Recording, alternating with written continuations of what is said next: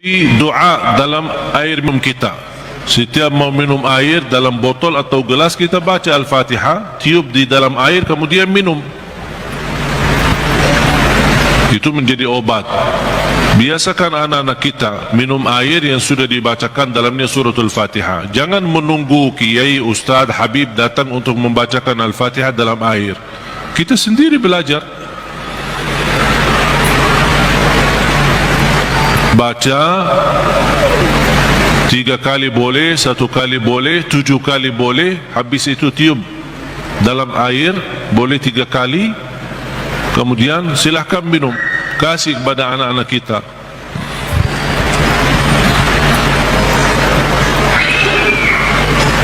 Al-Fatihah sebagai obat menyembuhkan penyakit kita. Ada yang merasa gesak di hati, merasa stres kepalanya, boleh taruh tangan yang kanan di atas kepala dan baca Al-Fatihah. Di atas dada kita baca Al-Fatihah. Itu sungguh subhanallah. Al-Quran sebenarnya seluruh Al-Quran, seluruh isi Al-Quran itu obat. Qul huwa lilladzina amanu hudan wa shifa. Sungguh Al-Quran itu petunjuk dan obat, menyembuhkan penyakit bagi orang-orang yang beriman. Berarti Al-Quran menyembuh penyakit hanya berlaku bagi orang yang beriman. Yang tidak beriman tidak berlaku.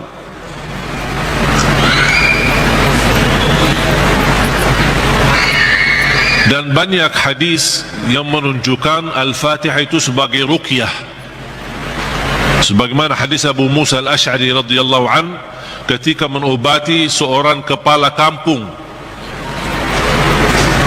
yang sambat sakit, kemudian dibacakan Al-Fatihah,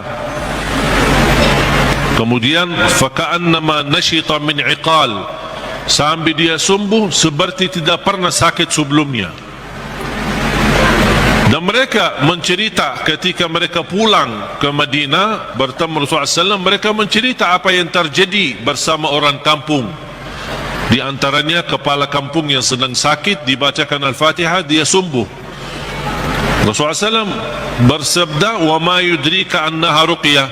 Dari mana wahai Abu Musa kamu tahu itu ruqyah? Itu menunjukkan Rasul setuju dengan perilaku Abu Musa Al-Ash'ari.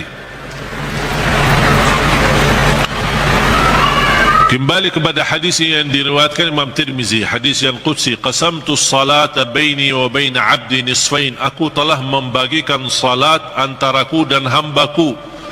Ini Allah yang sedang bicara di hadis qudsi itu. Berarti salah satu nama suratul Fatihah As-Salah namanya. Kenapa dinamakan As-Salah? Karena tidak sah salat kita tanpa suratul Fatihah. Qasamtu as-salata baini wa baina abdi nisfain. Aku telah membagikan salat itu antaraku dan hambaku 2 bagian. فإذا قرأ عبدي الحمد لله رب العالمين قال الله حمدني عبدي. Ketika hamba berkata Alhamdulillahi Rabbil Alamin, qala Allah, Allah jawab. Cuba bayangkan jemaah sekalian, setiap satu ayat dari suratul Fatihah kita baca, Allah jawab kita. Makanya layaknya adab yang sempurna, jangan sambungkan suratul Fatihah. Allah jawab, kita hayati jawaban Allah subhanahu wa ta'ala. Alhamdulillahi Rabbil Alamin, Allah menjawab, hambaku telah memujiku. Alhamdulillahi Rabbil Alamin. Qala Allah hamadani abdi, hambaku telah memujiku. Ar-Rahmanir Rahim, qala Allah majjadani abdi, hambaku telah mengagungkanku. Malik Yawmiddin, qala Allah athna alayya abdi, hambaku telah memuliakanku. Allah jawab setiap ayat. Iyyaka na'budu wa iyyaka nasta'in. Allah jawab, ini antaraku dan hambaku. Na'budu itu Allah, nasta'in kami memohon pertolongan kepada Allah. Berarti ada dua bagian.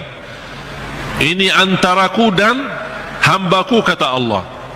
Ini ada bagian untukku, ada bagian untuk hambaku. Iyyaka na'budu wa iyyaka nasta'in. Dan terpilih kata nasta'in memang sangat pas. Kenapa tidak terpilih iyyaka na'budu wa iyyaka natawakkal? Iyyaka na'budu wa iyyaka nasbir. Iyyaka na'budu wa iyyaka nu'min. Kenapa terpilih kata nasta'in?